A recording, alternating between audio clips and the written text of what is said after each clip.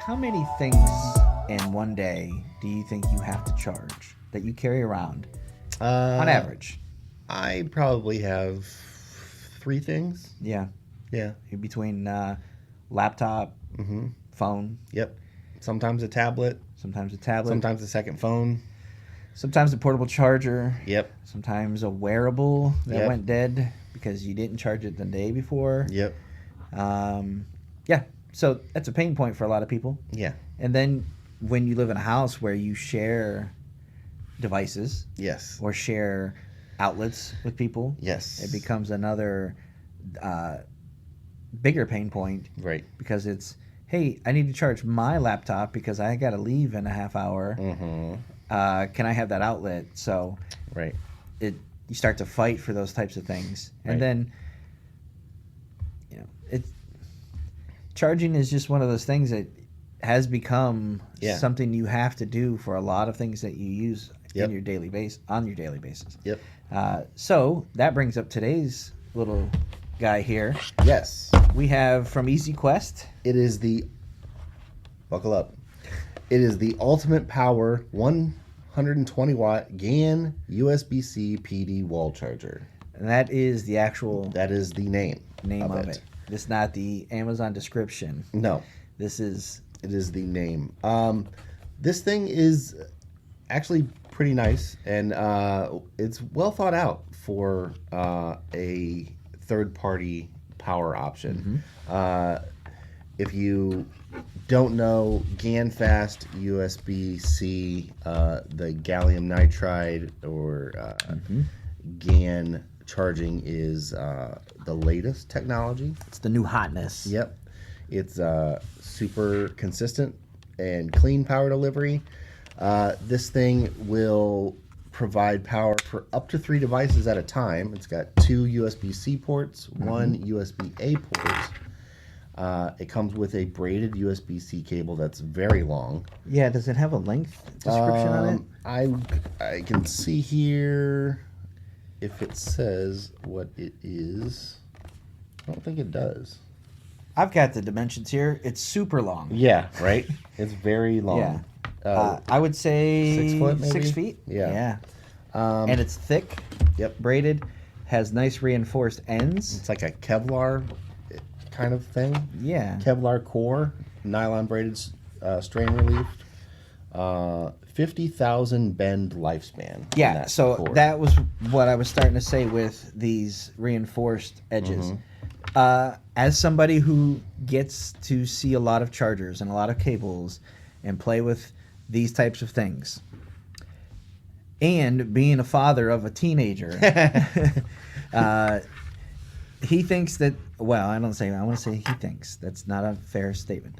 It seems to be. It seems to be he doesn't appreciate that cables don't just come out of a tree. Right. You just don't go pick one. The one that comes with your phone isn't always the best one. Sure. You have to treat them with respect Right. and care. Right. And having gone through a phase where he would want to FaceTime or video chat with friends or girlfriend and basically just leave the phone on and charging because it kills the battery to do those types of things. So he would plug in directly into his phone and then just kind of set the thing on the windowsill or on the bed or whatever. This end gets a lot of wear and tear. And he would be the only one that comes to me in the house that says, "Dad, I need a new cable." And the question is, what happened to the one you had? It just doesn't work anymore. It's bent, it's broken. So this is the type of thing that not only is the cable itself, the braided is nice, but this kind of reinforced, it has some play in it, but it's not that, you're not going to get that 90-degree bend that is going to kill that charger. Yeah. So that is very... The other thing that I see happen in my house with kids is they plug something into a wall that's like behind their bed or behind a dresser, and then something pushed up against it, and that cable gets pinched at an angle where it's not supposed to be. So this cable is designed to help alleviate that problem. Yeah. The other thing they add is an adapter for International travel. Yeah. So it's a really cool design. Actually, if you close it, it just slides down on top of it and clicks in. I haven't seen a design like that. I think that's really cool. Yeah. Normally you unplug and you like plug into that adapter and right. then plug in. But it's kind of nice that it keeps it kind of a nice snap lock in. Mm-hmm. There's really not much more to say about these things because they are what they are. They are what they are. Delivery device. Exactly. You've got one USB-A, mm-hmm. 2 USB-C. Yep. So we can do up to 3 devices at one time. Do you have speeds? Does it show or power that you get if you're doing that? So I don't have the speeds, but it will charge. Let's say you were doing a laptop. If you do two laptops and a phone, mm-hmm. you can do 2 laptops at 50 watts each. Okay. And then if you were doing 3 devices, let's say your laptop, it would charge at a 60 watt. It would do a tablet for 30 watts, and then your phone at 18 watt charging.